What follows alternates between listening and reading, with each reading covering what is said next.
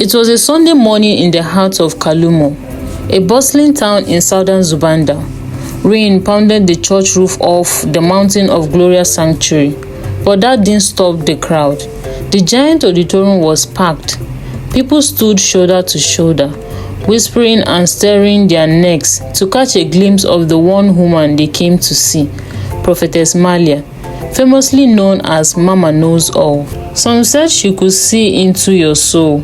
Others claimed she spoke with angels and even God himself. But today, something felt off. Suddenly, a scream pierced through the air.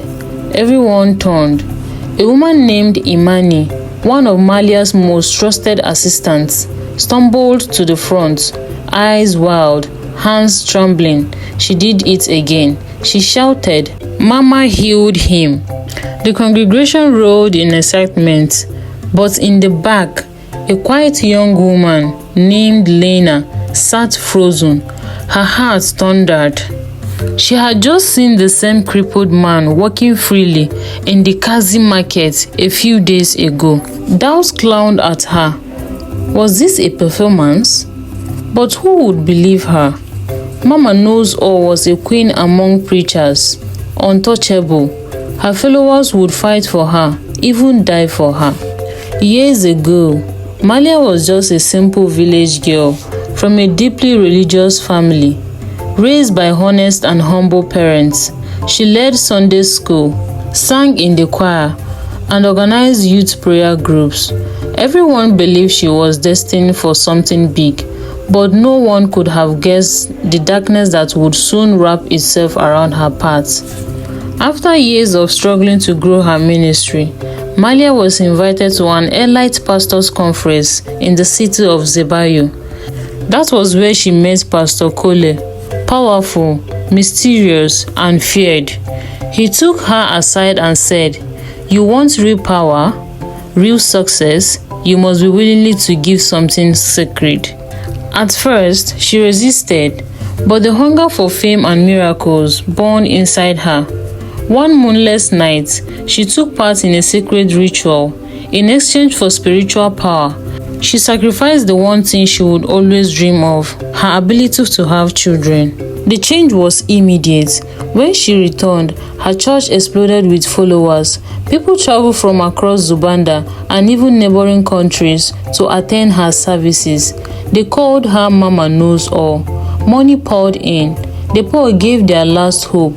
The rich gave homes, cars, land, but no one knew the truth. Malia was no ordinary woman. She was a hybrid, part human, part serpent. Her soul was tied to an ancient water covenant made in a forbidden realm beneath the rivers. Every midnight, Malia would leave her lavish mansion quietly. At the river behind her home, she would begin to chant in an forgotten tongue. Then, her skin would shimmer, her legs fused together, and a scout appeared. She transformed into a water being and slipped into the river like a ghost.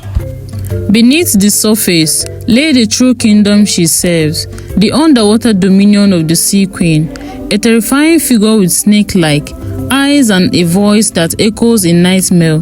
Here, Malia meets with other men and women of God who had made similar dark pacts. They share twisted strategies, how to keep their followers obedient, fearful, and generous. Back at the church, her members saw none of this. To them, she was a holy prophetess. She gave them miracles, mirrors, and told them, "Each morning look into this mirror and speak blessings. It will show the part of your spirit that needs healing." But the mirrors were cursed. They were portal tools that allow Malia to spy on her congregations. She watched their fears, secrets, and sins through these mirrors and used that information to manipulate them. One Sunday, she called a young woman named Nura to the front. "You fought with your husband about his job last night, didn't you?" Malia said with a sly smile. What Nura didn't realize was that Malia had already summoned her spirit the night before using the mirror. Soon, the church was selling holy water and blessed oil in small bottles promised to cure disease, mend marriages, and bring wealth. Lena watched in pain as a poor mother handed over her last cash for a bottle no bigger than her thumb. Then came Obinna, a fresh university graduate who had just returned from abroad. He came to church with his mother, hoping to receive a blessing.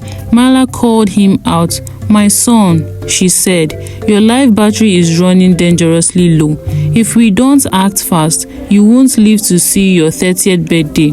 Obinna froze. "What does that mean, Mama?" She laid a hand on his shoulder and whispered, "To save your life, you must make a sacrifice, a cow, a pure, healthy one. But don't worry, you can give the money instead." Scared and confused, Obinna's mother urged him to obey. He wrote a large check. Malia smiled, but she never bought any cow. The money went straight into her mansion fund. Obinna's life, like many others, was simply another transaction in her empire of lies. Lena couldn't stay silent anymore. She had watched enough. Weeks after weeks, she gathered information. She noticed how Malia sworn discord into families, targeting rich men and feeding them fake prophecies to turn them against their wives.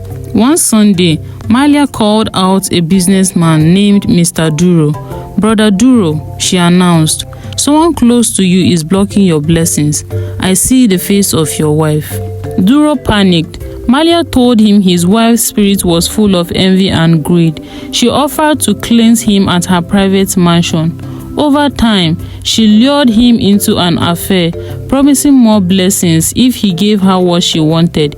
He wasn't the only one. The church had turned into a trap spiritual manipulation masked as deliverance. One night, Lena followed Malia secretly to the river. Hidden in the bushes, her phone ready, she watched the prophetess begin her midnight transformation. Her skin shimmered, scars spread across her body, and she slithered into the river. Determined Lena began compiling proofs, videos, audio records, confessions. One day, she overheard Mila's assistants laughing about the blessed water they were selling. "It's just sugar and salt," one of them chuckled. When Lena finally released her findings, the world erupted. The media caught fire. Former church members wept, angry and ashamed. They had given all they had to a serpent in disguise. In her final message to the people of Kalumo, Lena stood tall and said, "My brothers and sisters, not everyone who calls themselves a prophet is one. Test every spirit, seek truth, not just miracles. Real servants of God don't demand cows or cash. They live with humility and love." Though Malia's church closed its doors, the memory of her manipulation lived on. But so did Lena's bravery. Her courage opened eyes, healed broken hearts, and reminded a nation that truth always finds a way out of darkness.